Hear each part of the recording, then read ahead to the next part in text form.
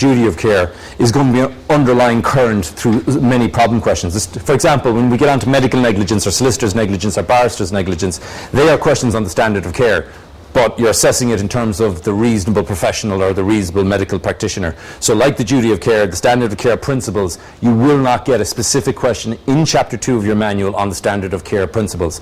But no doubt, the general principles you learn there will be applied in greater detail in later chapters. Specifically, as I said, your chapter on professional negligence in particular, maybe employer's liability as well. So that sketch knowledge, I would say, and then we're moving on to causation. Causation, bizarrely enough, I would think, if you look at causation in terms of development of tort law in the last 3 or 4 years, where there's been huge development on the area of causation, there has been no question on causation on the past papers of the King's Inns. That's going back to 2004. I do think that it's due a run, at least as an essay question, and it would lend itself, I would think, it hasn't happened before, so what do I know, but to an essay question, because, as I said, there's been 3 or 4 Supreme Court decisions in the area, and it's one of the most complex and highly litigated areas in tort law today. So why it hasn't come up before is very unusual in my view, but we'll concentrate on that tonight. But just to quickly recap just where we're at in terms of the duty of care, we looked at an essay question. There was an essay question there a couple of papers ago. The duty of care principles, important to know them twofold, I believe. One, because you can get a standalone question based on your notes in Chapter 2, and that was the essay question we looked at last week. The Irish and English courts have departed, endorsed, reunited with their English counterparts on the duty of care. That would be the typical question you would get on Chapter 2, duty of care alone.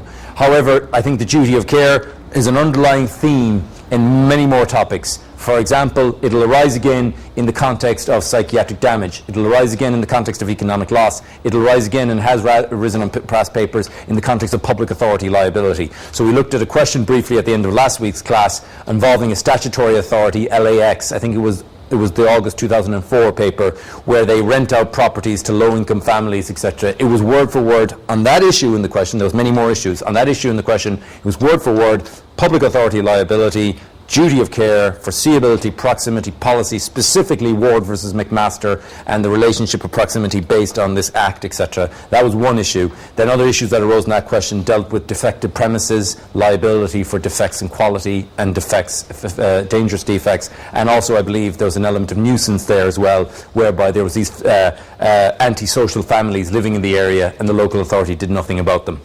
But looking at Chapter 2, duty of care, understand the role of policy that plays in the duty of care, value judgments, and that's why you'll see these phrases foreseeability, proximity, and just and reasonableness coming up again. If you get an essay question, discuss the role of policy in the duty of care. You discuss policy generally, but you don't forget to discuss proximity, foreseeability, just and reasonableness. They're labels attached by the courts over the years for what is otherwise policy. What influences policy? You could briefly look at public expectations, doctor expected to take care of a patient, self-responsibility. If you get pissed in a pub and you drive home and you cause an accident, well, the argument is it's your own fault. Responsibility for others. If you take care of children, you're expected to take care of them and make sure that they don't cause any harm. If you're, a school who takes in school children, so on. Public interest, look on the knock-on effects of society as a whole, particularly the floodgates argument. If I recognise this claim, will it lead to a flood of similar claims? Talking about looking at the newspapers, I'm sure you're all familiar at the moment, the Supreme Court decision which is pending on vicarious liability. Now, you won't be expected to know that case if it did come up. But certainly there have been similar cases decided in other jurisdictions which we'll look at when we get onto vicarious liability. So just note that for the time being, that look out for that decision. It's a case involving an appeal to the Supreme Court involving a child abused in the school system, and the argument is made that the state, as employers of the teachers, etc. involved, are vicariously liable for the actions of their employees, i.e. the school teacher. Big argument against that will be the state's saying that was outside the course of employment. Sexually abusing a teacher is not part of the teacher's job or any way of doing that particular job. Policy will come into that question, because the issue that will be raised, one from the state, which they've already argued, is if you recognise this, there's a flood of claims coming in. Now, there's been a doomsday exaggeration of this. I think the barrister for the state has said, it'll be a situation where the teachers will be liable for poor education. Some might argue that might be a good date, but that's a doomsday. But policy issues will affect the question of the duty of care, the vicarious liability. because in Canada they have already recognized that there is vicarious liability on the part of the state in relation to sex abuse in those circumstances. And they based it on policy issues, whereby saying, look, it's foreseeable in those circumstances, if you entrust the care of a child in those circumstances, that there's potential for abuse there, in this case physical and sexual abuse, and the state should be liable for that. Now, whether the Irish, if you look at, we're concluding with the Irish Supreme Court, and if we're saying the Irish Supreme Court are ultra-conservative, they're going to be looking at case-by-case approach. I know it's not a duty of care question. You'd have to have your doubts as to whether they're going to recognise vicarious liability in that particular case. Point is, anyway, just remember that when we get to vicarious liability a little later on. So anyway, the role of policy then, remember, duty of care only applies in novel categories. That's why it's going to be so difficult to give you, on chapter 2, it's going to be difficult to give you an essay, a problem question on the duty of care. Because if it's a novel situation, then they're asking you to be a judge, and they're not going to ask you to do that. And they'll either, one, base the problem question on the facts of an already decided case, like Ward versus McMaster in that LAX example in August 2004. Or alternatively, when you're looking at chapter 2, they'll give you an essay question like they did in the Irish and English course of endorsed and so on. Other areas where it'll arise, as I said before, economic loss, public authorities, omissions, acts of third parties. Bear that in mind. They could maybe set up a problem question on acts of third parties, and it might be loosely based on Breslin or whatever. Nature of the damage, psychiatric damage, is the most common example. That arises quite regularly in the past papers. Neighbour principle started off, English duty of care, reasonable foreseeability, if you could foresee the damage, and secondly, if there was a proximate relationship between you and the victim of the damage, that created a duty of care. Remember that those two issues were influenced all the time by policy, although not explicitly mentioned. Policy was explicitly mentioned in Anne's. Unfortunately, the English courts, it probably quite deliberately interpreted it in an expansionist manner, where they said, if you have foreseeability or proximity, then a prima facie duty of care arises. It's up to the other person to deny the duty of care.